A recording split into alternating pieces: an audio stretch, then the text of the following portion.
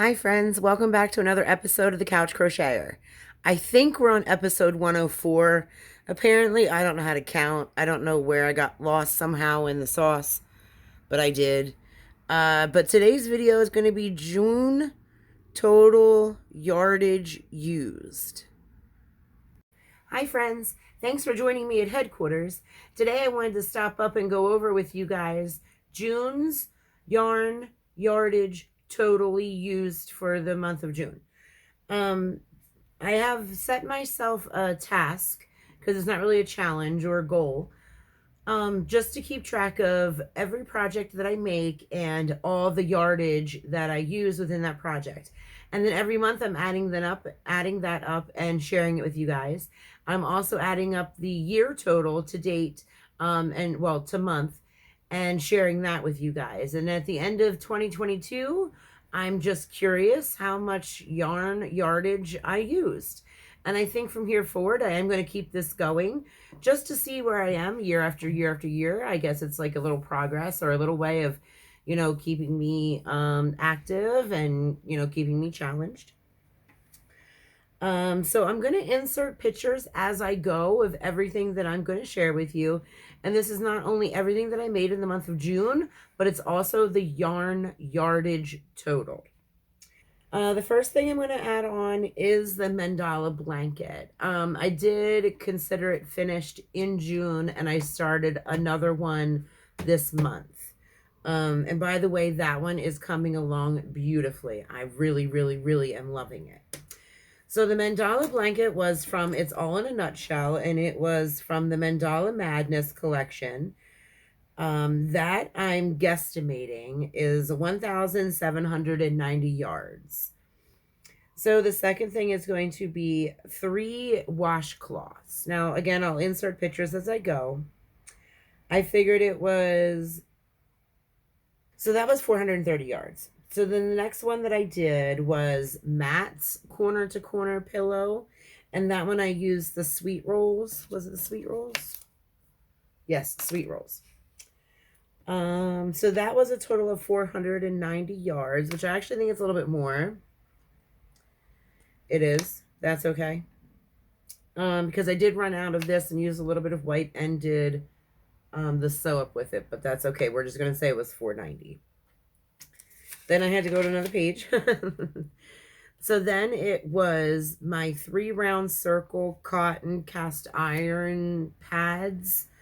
I guesstimated about 100 yards each, so that's 300 yards. The next thing that I crocheted was the pear, Mr. Prickly Pear. And him I got out of the Kawaii book.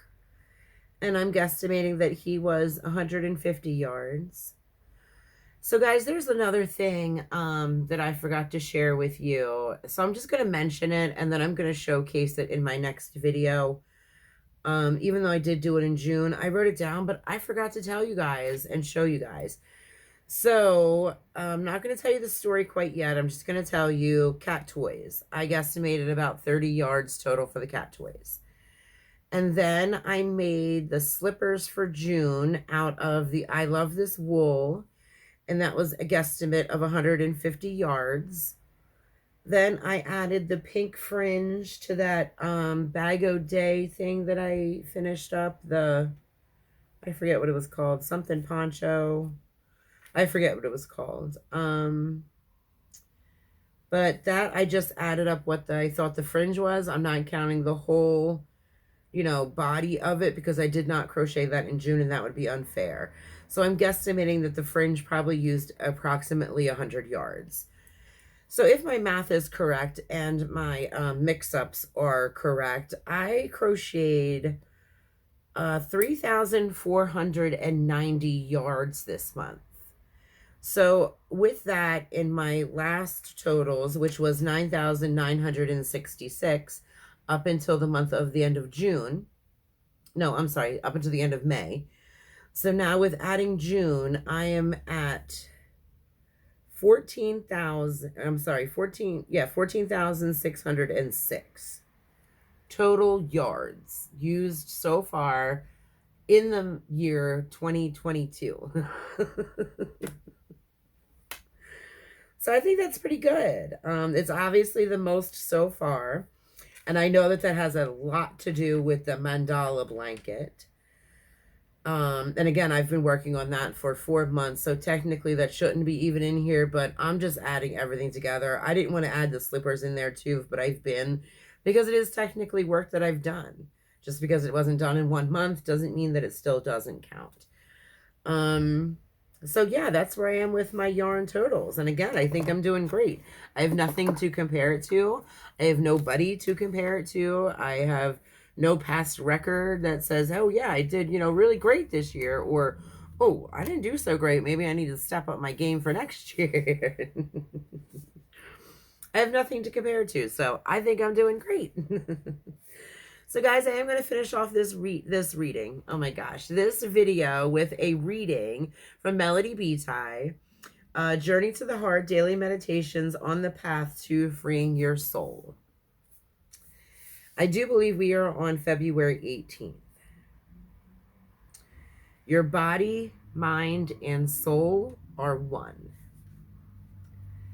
The body, mind, and spirit the body, mind, spirit, and emotions are more than just connected.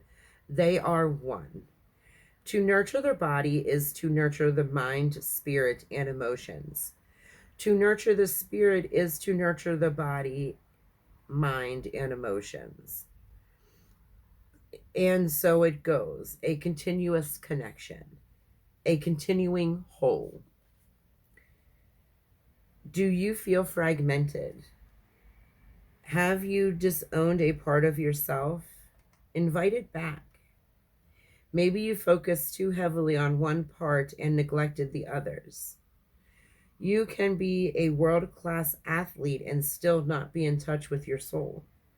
You can be skilled at dealing with any emotions that come along and yet see the delicate connection, and yet not see the delicate connection between that emotion and your conscious thoughts and beliefs. Or you may be so focused on tending to the needs of your spirit and mind that you neglect your body. Resend it and think of it as limitation. Tend to each aspect of the whole. Do things that nurture your spirit. Perhaps spend time in prayer and meditation or time with nature. Work on what you believe. Clarify the thoughts that run your head. Nurture yourself emotionally. Let yourself heal from the healings of the past and do what you need to stay current and clear. Listen to your body and give it what it needs. It's not separate and apart. It's not a nuisance. It's the form your spirit has created to experience the gift of life. Find that place of balance and nurturing in all of your parts of you. Then life will be magical, and you'll see what you believe. Your feelings won't be a bother.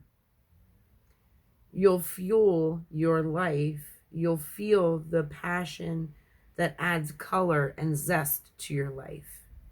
Your body will lead you indecisively into what you want and away from what you dislike. And the longer you travel the journey to your heart, the more you'll discover and trust your soul. Start by becoming connected. If you love yourself and keep walking your path, soon you'll see how connected you really are.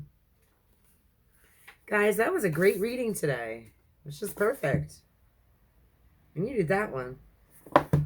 So that's all I have for you, friends. Thank you so much for stopping by. Be safe and stay groovy. Bye.